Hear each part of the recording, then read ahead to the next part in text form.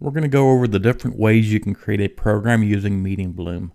So the first way is create a new program, and we're going to use option 1 to create from a CSV. Now there's example program or program template you can download to use this as an example. We're going to use the example program real quick. So create a program, and I've already downloaded the program example, and let me show you what it looks like real quick. So this is the example program. Basically it's the dates, the time slots that your program would be in, and the information that is in the program. So if there's speaker information or topic title, this is information that would be in it.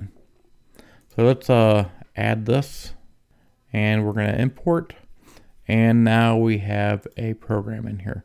So like I said, the CSV file that you create, or Excel, will automatically import directly in, and it'll give you the dates that were on the Excel sheet and all the information. And once you get it in here, you can modify it how you need to modify it, save and preview the program, and as you can see, it automatically updates the program.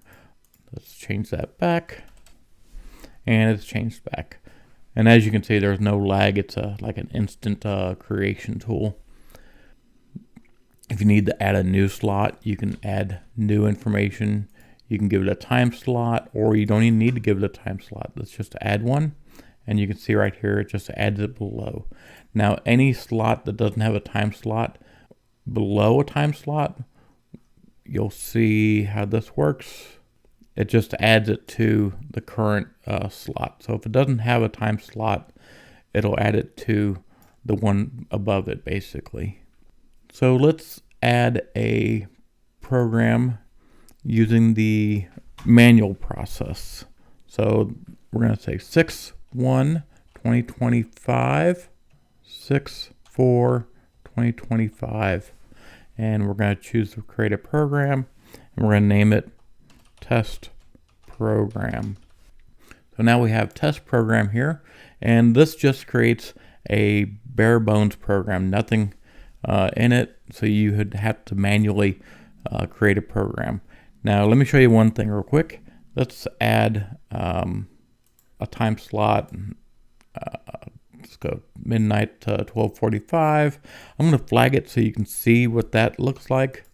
And if you have main content and if you have secondary content, you'll see the notes here. It'll say if you have main content and offset content at the same time, it will put it in a drop down. So if I preview this, you'll see that main content and secondary goes in a drop down.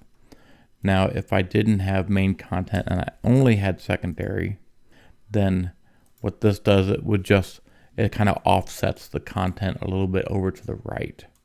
And if I had no secondary and I just had main content, you can see from the preview it lines it up to the left.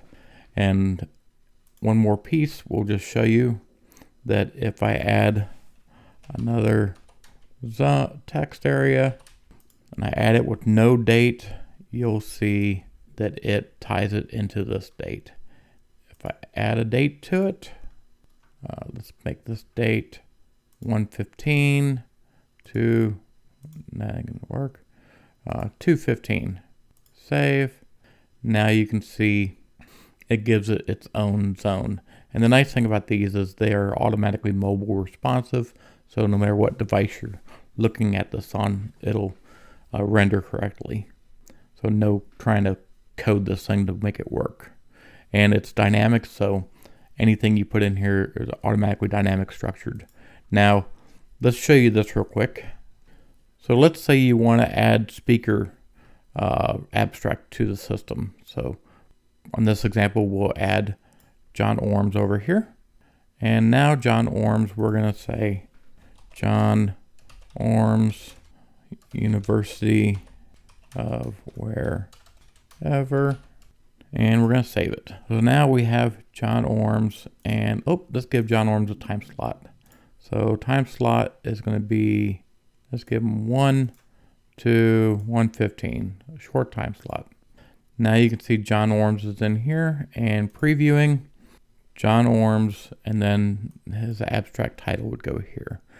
Now the neat thing about this is when I click show abstract, now I tied the abstract to the program, and this is all dynamic. So if you needed to update the title or update the author affiliations on any of these program speakers, it'll automatically update in the program. So there's no trying to hunt and make sure everything is in sync, because it automatically synchronizes everything.